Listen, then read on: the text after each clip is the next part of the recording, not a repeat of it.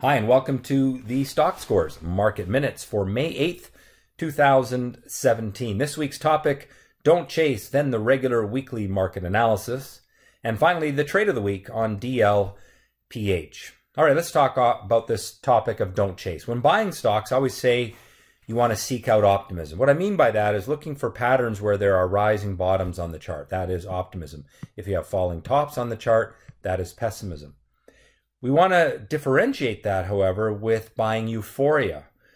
And by doing so, we're really considering stocks when they are starting upward trends, breaking from periods of sideways trading, not when they are well into their trends or when they have run up and away far above their upward trend line. Now, this makes a little more sense when we look at an example. This is Sierra Wireless on the Canadian market. It trades on the US market as well.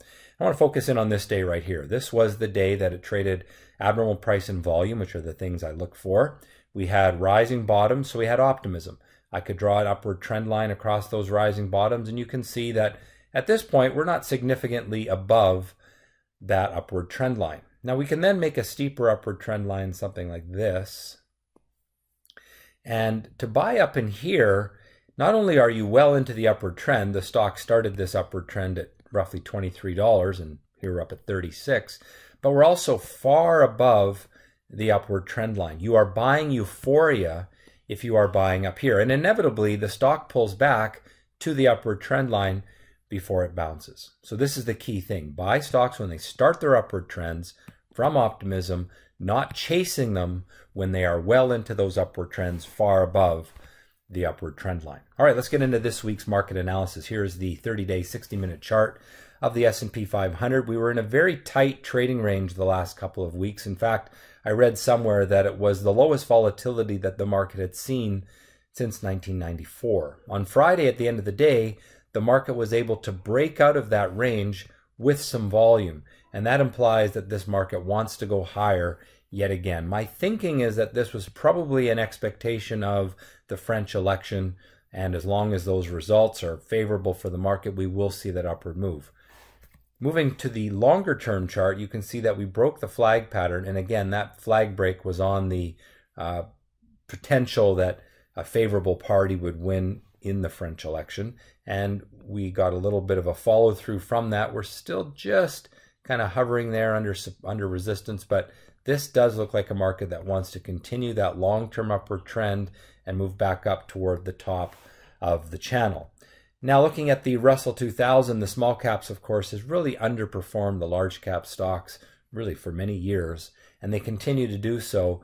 They are also trying to break out and keep pace with the break on the S&P 500, but they have a little more work to do. Let's watch and see if they can break through and see some of that money pour back into those smaller cap stocks, which really have been a place to avoid lately. Looking at the Canadian market, really getting beat up because of oil in the short term there. We had a bounce in oil on Friday, and so we had a bounce in the TSX. This is more or less a sideways market going back the last month. A little bit of a downward bias there, but we recovered on Friday. Longer term chart, we are still holding that upward trend line. I didn't draw that very well, but you get the idea. We just bounced off of it there.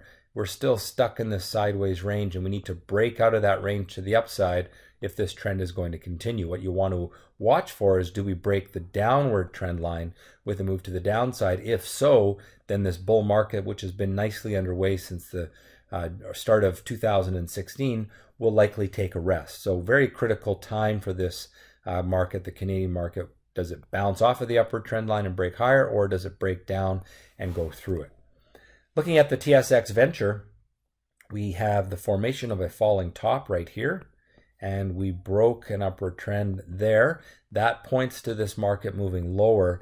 We always, you may have heard, start trading in November and go away until May, or go away in May, and that is really what looks to be happening here. The spec market tends to get quiet through the summer. We've got gold weakening, oil has been weak, and that means that this market probably moves lower in the near term, given that it has broken that upward trend line from a falling top. Looking at the US Treasury bond market, long-term downward trend line looks something like, let me draw that better, looks something like that. We rallied up to it. Here we were heavily oversold, rally back to the upward trend line, and now looking to roll over again. Pretty good support long term right in there. I don't see tremendous downside for the bond market, but I do see some downside, which means some upside for interest rates. US dollar is in a downward trend, at least in the medium term. The tops are falling quicker than the bottoms. This is something called a falling wedge pattern. And so it's actually a bullish pattern if and when the market can break that downward trend line. Well, there's plenty of work to be done. So this remains a bearish chart for the US dollar now. But given that the bottoms are not falling at the same pace as the tops, there is some potential for a break maybe a few weeks down the road.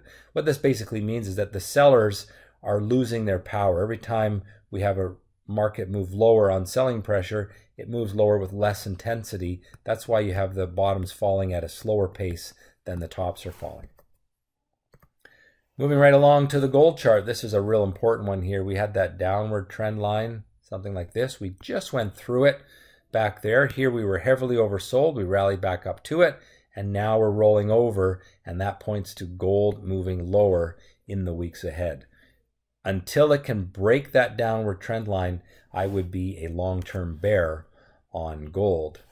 On oil, we are stuck in a sideways trading range, but we're actually just starting to tickle through support on that range. It's just barely tickling through that support, and there is some falling tops here. So I still think it's neutral long-term because I don't have a real profound break, and there's still some pretty good support longer-term there.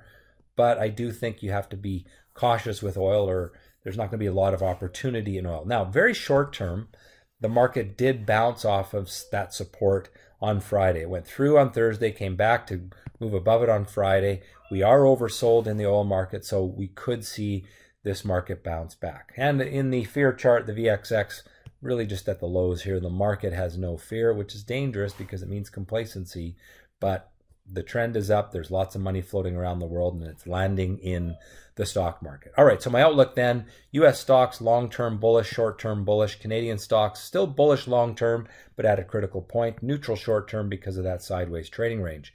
Bearish on both time frames in gold. Long-term neutral for oil, but really at a point where it could go bearish. And bearish short-term for oil. U.S. stocks made a break out of its short-term sideways pattern late last week, basically at the end of the day on Friday, and appears likely to move higher because of that break. Canadian stocks have bounced from support to hold the long-term upward trend, but remain in a sideways range short-term. Oil is oversold and should bounce near-term. Gold stuck at that downward trend line, rolling over, and looks like it's going to get weak again. There's really no fear in the market. All right, let's look at the trade of the week. This is a stock that's kind of interesting because this trade came on Wednesday, and I believe it was Tuesday. All of the automakers and the auto suppliers were down because of some weak auto sales numbers. And then Delphi came out Wednesday with earnings and made a big gap to the upside, traded heavy volume. Anytime a stock makes a big gap to the upside, I want you to be careful because there's always going to be some profit taking. And that's what happened. You get that rally, and then you get the profit taking phase. What I look for is a break of the pullback, breaking the downward trend line, which happened right there. Now, I've got some indicators for that I give my students, something called a message candle indicator, which triggered the trade there. I have a trend line indicator, which plots the trend line. And the entry came right just before 1 o'clock. Ended up being a pretty good trade, earning, I think, 6 or 7 to 1. I believe over 7 to 1 risk reward from a trade which maybe didn't make a lot of sense given what happened Tuesday, but it just demonstrates that you can't trade what makes sense. You have to trade where the money is flowing. Well, that's been the Stockscores Market Minutes. Please subscribe to the channel, like it if you like it, and leave a comment. I'm always happy to reply to those. Have a great week in the market and trade well.